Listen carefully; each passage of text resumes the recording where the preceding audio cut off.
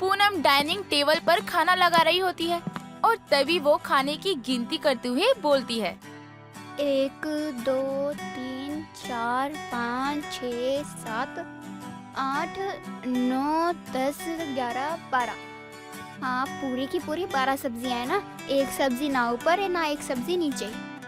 पूनम अपनी गिनती खत्म करती है कि तभी वहाँ पर उसकी सास सुनीता, ससुर मोहन और पति विकी सभी लोग वहाँ आ जाते हैं और खाना खाने के लिए टेबल पर बैठ जाते हैं। तभी महेश बोलता है। क्या बात है बहू, इतना सारा खाना? अरे बहू, घर पर कोई मेहमान आने वाला है क्या, जो तूने इतनी सारी सब्जियां बनाई हैं? ओ तेरी, और जहाँ तक मुझे याद है ना, और घर में कोई नहीं आने वाला।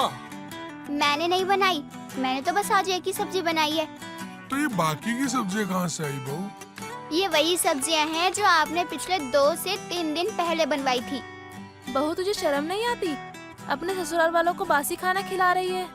तो क्या इतनी सारी सब्जियां मैं खराब जाने देती? और ये बात है क्या? तो खाना थोड़ा बनाया करो, अतः की खाना बचे ही ना। मैं तो बहुत थोड़ा बनाती हूँ, लेकिन आप लोग उससे भी थोड़ा खाते हैं। अब जल्दी से बता दे, इसमें से ताजी सब्जी कौन सी है, फिर हम वही खाएंगे। आप सबके लिए सारी सब्जियां ताजी हैं। जिसे जो पसंद है उठाकर खा लीजिए। गिनकर देख लीजिए, पूरी की पूरी 12 सब्जियां हैं।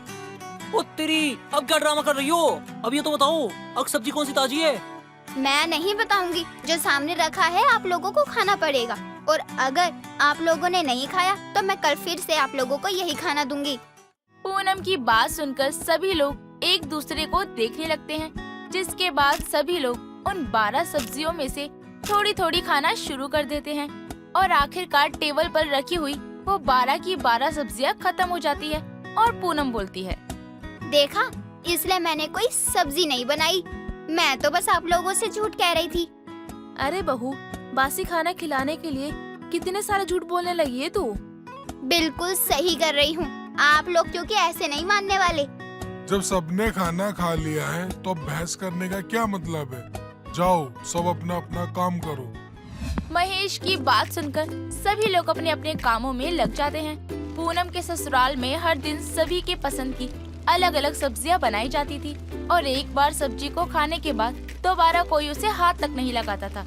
और 2 से 3 दिन के अंदर फ्रिज में 12 तरीके की अलग अलग सब्जियां जमा हो जाया करती थी, जिसे देखकर पूनम को बिल्कुल भी अच्छा नहीं लगता था, क्योंकि पूनम को खाने का एक भी दाना खराब करना बहुत बुरा लगता था। जिस वजह से पूनम अक्सर ही अपने ससुराल वालों को फ्रिज में जमा की हुई सब्जियों को गर्म करके खिला दिया करती थी। ऐसे ही एक दिन सुनीता पूनम से बोलती है। बहू सुन, आज दम आलू, मटर पनीर और दाल, ये तीनों चीजें बना देना। बाकी तुझे अपने लिए जो बनाना वो तो बनाती रही हो बाद में। आपने जितना भी बताया है ना, उसमें से एक भी चीज नहीं बनाऊंगी। क्यों नहीं बनाएगी? क्या दिक्कत है इसमें? क्योंकि जो दम आलू आप बनाने के लिए कह रही हैं, वो मैंने 2 दिन पहले ही बनाए थे। और दाल भी मैंने कल बनाई थी। और मटर पनीर भी मैंने परसों बनाई थी। और अभी भी वो फ्रिज के अंदर रखी हुई है, तो मैं वही गरम करके आप लोगों को दूंगी। बहू पागल वागल हो गई है क्या? जब देखो तब तो पुराना बासी पड़ा खाना हमें दे देती है। तो क्या करूँ? उठाकर सारा खाना कचरे के डब्बे में डाल दूं? अगर डालना है तो डाल दे कचरे में, लेकिन हमें बासी खाना मत खिलाया कर। तुझे दिक्कत क्या है? क्यों खिलाती है बासी खाना? देखिए माँ जी, ये बात है कि मैं सारा खाना बहुत कम मात्रा में बनाती हूँ, लेकिन आप लोग सब्जियाँ बनवा तो लेते हो, लेकिन उन सब्जियों को ठीक से खाते नहीं हो, जिस वजह से सब्जी बच जाती है। अरे जब जितनी भूख होगी उतना ही खाएंगे ना। ठीक उसी तरह जब तक सब्जियाँ खराब नहीं होती, मैं आप लोगों को खिलाती रहूंगी और कुछ भी नया नहीं बनाऊंगी। इतना कहकर पूनम पैर धमकाती हुई वहाँ से चली जाती है और अपने कहे अनुसार वो पुरानी रखी सब्जियों को गर्म करके सभी को खिला देती है। महेश और विक्की तो आराम से खा लेते हैं, लेकिन सुनीता खाने को देखकर मुंह बनाते हुए बोलती है। जी, आप लोग जो इतने मजे ले लेकर खा रहे हैं ना, ये फिर से हमें बासी खाने खिला रही है। क्या बात कर रही हो भाग्यवान? खाना तो एकदम ताजा बना हुआ है। ओ तेरी माँ, आपको ना धोखा हो रहा है। अरे पूनम ने सारा खाना ताजा बनाया है, और देखिए तो खाना तो बासी लग ही नहीं रहा। अरे मैं सच कह रही हूँ। माँ जी, अगर आप सच कह रही हैं तो फिर कोई भी आपकी बात पर यकीन क्यों नहीं कर रहा है? आप क्यों खामखा सबके आगे मेरी इमेज को डाउन करना चाहती हैं, वो भी झूठ बोलकर? अगर मैं झूठ बोलूँ ना तो मेरे ऊपर अभी बारिश हो जाए। सुनीता इतना बोलती है कि तभी पूनम चम्मच उठाने के बहाने जानबूझकर अपनी सास के ऊपर पानी का गिलास गिरा देती है और बोलती है, माँ जी, अब घर के अंदर तो आपके ऊपर बरसात हो नहीं सकती थी, शायद इसलिए भगवान ने आपके ऊपर पानी का गिलास ही गिरा दिया और पता चल गया सबको कि आप झूठ बोल रही हैं। भाग्यवान तुम बेचारी बहू के पीछे क्यों पड़ी रहती हो?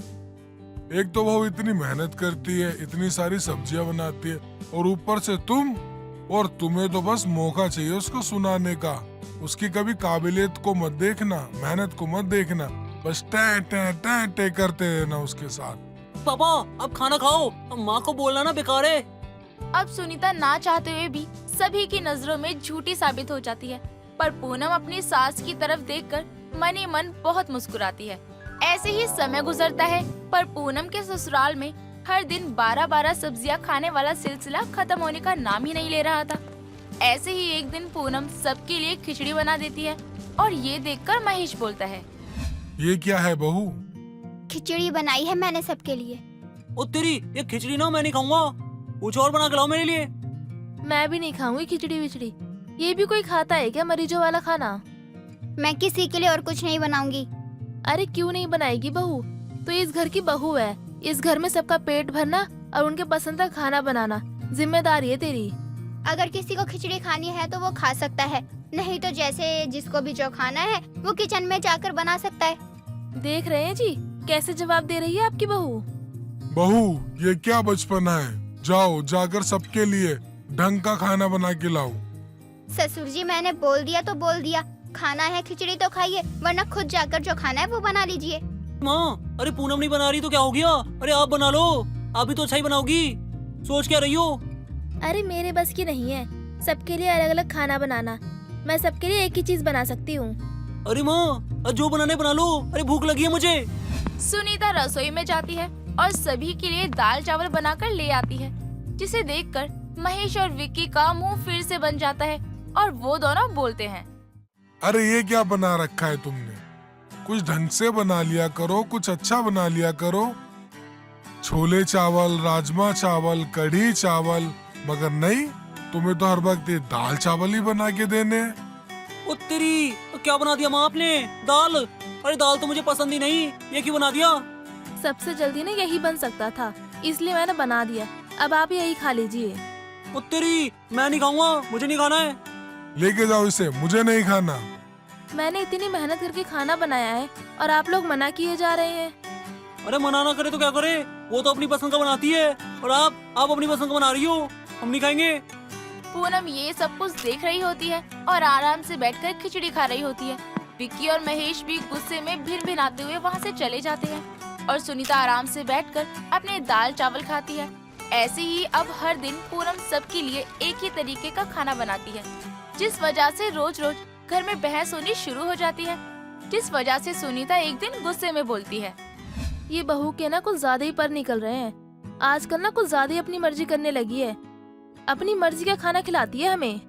क्या हुआ माँ जी, आप मेरी बुराई कर रही हैं? बुराई ना करूँ तो क्या करूँ, तेरी तारीफ करूँ क्या? हर रोज कलेश करवाती है घर में। मेरी वजह से हो रहा है या फिर आप सबकी वजह से हो रहा है? तेरी वजह से हो रहा है सब कुछ, तू रोज रोज सबको एक जैसा खाना खिला रही है। मेरी वजह से कुछ नहीं हो रहा माँ जी, ये सब कुछ आप लोगों की गंदी आदत की वजह से हो रहा है। कौन सी गंदी आदत बहू, बताइयो जरा। नया नया खाना बनवाने की और पुराना बनाया हुआ खाना ना खाकर उसे फेंकने की। अरे इंसान अपनी इच्छा अनुसार खाता है, जब उसका जो खाने का मन होगा वही खाएगा ना। माँ जी, बात को समझने की कोशिश कीजिए। क्या समझने की कोशिश करूँ बहू? आप मेरे साथ चलिए माँ जी, मैं आपको एक जगह लेकर जाना चाहती हूँ। इतना कहते ही पूनम सुनीता को अपने साथ अपनी कॉलोनी से थोड़े दूर बने हुए जेजे कॉलोनी में ले जाती है, जहाँ पर बहुत ही ज्यादा गरीब लोग रहते थे। जैसे ही वो कॉलोनी के अंदर जाते हैं तो देखते हैं कुछ बच्चे नंगे पांव फटे कपड़ों में अपने हाथ में सूखी रोटी लेकर खा रहे थे। घर की औरतें पीने का पानी भरने के लिए लंबी लंबी लाइनों में लगी हुई थी। गलियों के नाम पर दो लोगों के चलने के लिए ठीक से जगह भी नहीं थी। उस कॉलोनी के कुछ लोग आसपास के इलाकों में भीख मांगकर भी खा रहे थे। ये सब कुछ देखकर सुनीता का दिल बहुत ज्यादा भर जाता है। पूनम तभी अपनी सास को अपने साथ घर ले आती है और बोलती है, माँ जी, देखा आपने कितने लोग हैं जो हर दिन खाना खाने के लिए तरस रहे हैं, जिनके पास खाने के लिए 2 सब्जी तो क्या, एक वक्त की सब्जी तक नहीं है। और एक हम हैं जो इतना सारा खाना बनाकर एक बार में खा लें तो दोबारा उसे देखते तक नहीं है। ऐसा क्यों माँ जी? अगर हमें भगवान ने खाने के लिए पेट भर खाना दिया है तो उसका ऐसे निरादर करना आपको ये सही लगता है क्या? बहू, तूने ना आज मेरी आंखें खोल दी। अब मैं तेरे साथ हूँ। अब इस घर में ना 12 सब्जियाँ नहीं बनेंगी, बल्कि बस 1 सब्जी बनेगी और सब वही खाएंगे। कोई भी सब्जी वेस्ट नहीं होगी अब। सुनीता की बात सुनकर पूनम को बहुत अच्छा लगता है। अब सुनीता और पूनम दोनों मिलकर महेश और विक्की को बहुत अच्छे से समझाते हैं। विक्की और महेश को भी कहीं न कहीं अब अपने खाने को लेकर गलत तरीका समझ आ जाता है और अब पूनम के ससुराल में सबकी पसंद का खाना अलग अलग ना बनाकर सभी के लिए एक जैसा खाना बनाना शुरू कर देती है, जिसे सभी लोग बड़ी खुशी खुशी से खाते हैं। और ऐसे ही एक दिन महेश पूनम से बोलता है, पूनम बहू, तूने हमारा खाना खराब करने की आदत छुड़वा दी। मैं इस बात से बहुत खुश हुआ हूँ, क्योंकि हमेशा हमारा खाना खराब होता था। आज तेरी वजह से घर में कुछ भी खराब नहीं होता है। सबके सब हिसाब से खाना खाते हैं। शुक्रिया ससुर जी। तुमने हमारे लिए इतना कुछ किया ना, तो अब हमारे भी करना बनता है तुम्हारे लिए कुछ। तो हम भी तुम्हारे लिए कुछ करना चाहते हैं। मैं कुछ समझी नहीं विक्की जी, आप क्या कहना चाहते हैं? अरे हम चाहते हैं ना कि हमारे आसपास जो गरीब लोग रहते हैं ना, उनके घर में किल्लत होती है और जिसके कारण ना कोई खा नहीं पाता सही से, तो हम लोग ना उनके घर में राशन दे के आएंगे। आप सच कह रहे हैं क्या? हम सब बिल्कुल सच कह रहे हैं बहू। तूने हमें इतना कुछ सिखाया है, समझाया है, बताया है, तो बदले में हमें भी कुछ करना चाहिए ना। हाँ बहू, हम सब चलेंगे। उन कॉलोनियों में ना राशन दान करके आएंगे, ताकि वो सब भी हम लोगों की तरह पेट भरकर खाना खा पाएं। अपने ससुराल वालों की बात सुनकर पूनम बहुत खुश होती है, जिसके बाद पूनम के सभी परिवार वाले बहुत सारा राशन लेकर फिर से जेजे कॉलोनी में जाते हैं और वहाँ के सभी घरों में बराबर मात्रा का राशन देते हैं। राशन देने के बदले में वो सभी लोग पूनम और उसके ससुराल वालों को खूब दुआएं देते हैं। अरे बेटा, तुम जैसे लोग आजकल कहाँ मिलते हैं जो हमारे गरीबों के बारे में इतना सब सोचे। बेटा तुम जुग जुग जियो, तुम्हें दुनिया की सारी खुशियाँ मिले। अरे बेटा, आजकल के लोग तो क्या ही हो गए हैं। अरे दान पुण्य करने आते तो हैं, लेकिन अलग से वीडियो बनाने आते हैं हमारी। हम गरीबों का मजाक उड़ाने आते हैं कि राशन हम इनको दे रहे हैं, देखो। लेकिन जैसे ही वीडियो बंद हो जाती है, वैसे ही सामान लेकर ये निकल जाते हैं और फिर हमारा चेहरा कभी नहीं देखते। लेकिन बेटा, तुम जैसे लोग आज तक हमें कभी नहीं मिले हैं, जो हमें इतना सब कुछ दान कर रहे हैं। बेटा आजकल के लोग तो हमें देखते तक नहीं है, हमें वहां से भगा देते हैं। हम उनसे पैसे भी ना मांगे, वो हमें भगा देते हैं कि हमारे पास नहीं है।